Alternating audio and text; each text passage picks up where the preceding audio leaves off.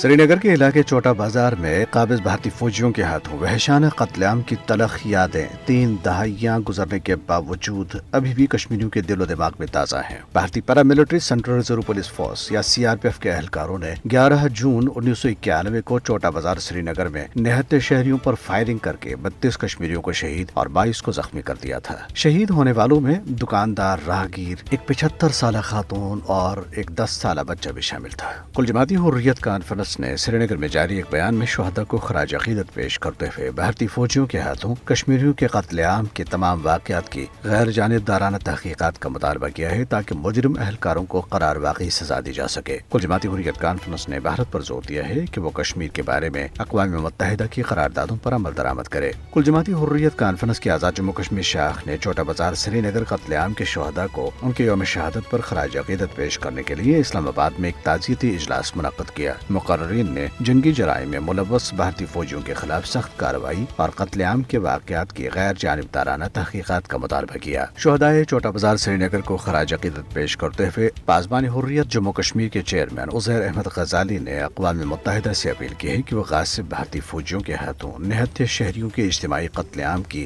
غیر جانبدارانہ تحقیقات کرے۔ انہوں نے سوپور، ہندواڑہ، کپواڑہ، گوگدل، کاوڈارہ، مگرمل باغ، خانیار، بائی پاس اور وندہامہ سمیت کئی ایسے سانحات کا حوالہ دیتے ہوئے کہا ہے کہ بھارتی فوج نے گزشتہ 34 برسوں میں نہتے کشمیریوں پر ایسے 30 سے زائد حملے کیے جن میں ہزاروں لوگوں کا قتل عام کیا گیا۔